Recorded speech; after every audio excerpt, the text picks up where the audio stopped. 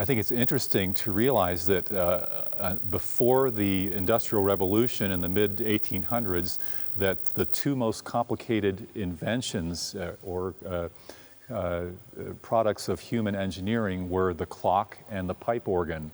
And it's still a very complex instrument, but it's easy to understand if you break it down into its components.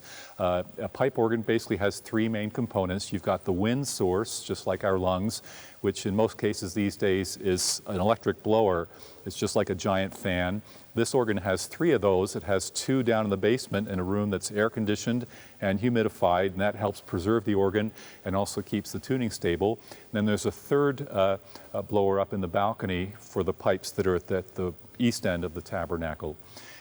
Then those are connected by large wind lines to boxes that are sitting underneath the pipes, and that's the second component of the organ, the pipes and the pipe chambers.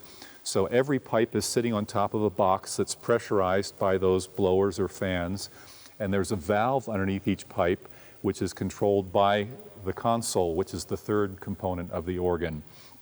And the way that this organ works is that basically when you play a key here, it sends an electrical impulse through a wire to the valve underneath the pipe, and that opens up and lets the air go into the pipe.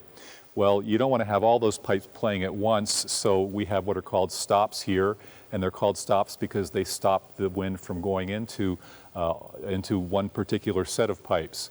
Right now they're all pushed in, but if I'll pull one of these out, for instance, this is one of the lowest or largest pipes on the organ. This is the 32-foot bombard that's played by the pedal board. If I pull that out, then you'll only hear that set of pipes playing. So that pipe is actually about 32 feet long. That's the next one in that set.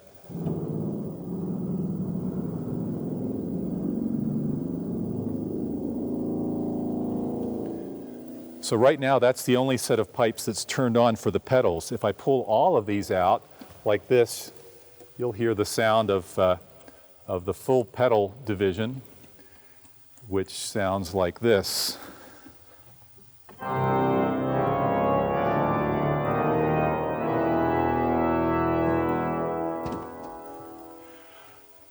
But you also have others that are trumpets, for instance, or flutes, or French horn, and all different kinds of variations in between.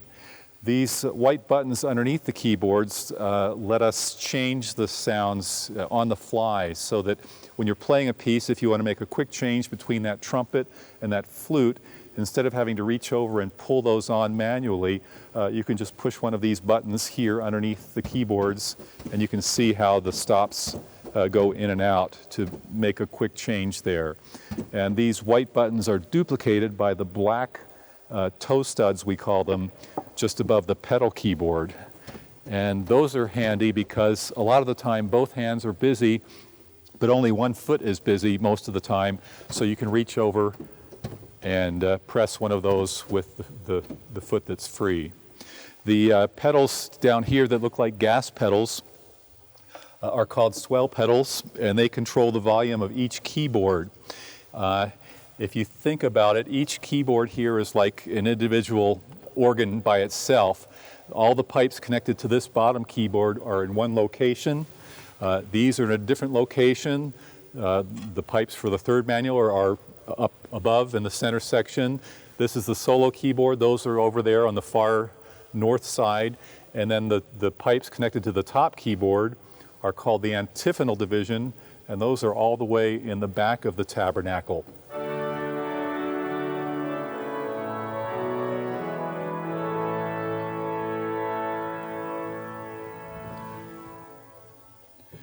And if you notice, those got soft at the end. That's because I pushed down this pedal, the swell pedal, to close the shutters on those pipes. Pipe organs have kept pace with technology, not so much in the sound generation, because all these sounds that you're hearing now are produced just by pipes, by air blowing through pipes. So where technology has helped us out is in having many different presets here.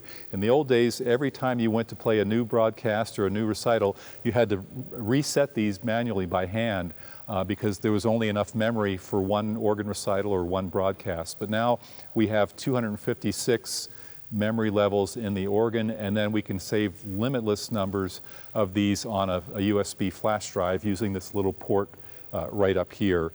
And that also enables us to back up what's in the resident memory of the organ. So that's one area where technology really has helped us a lot.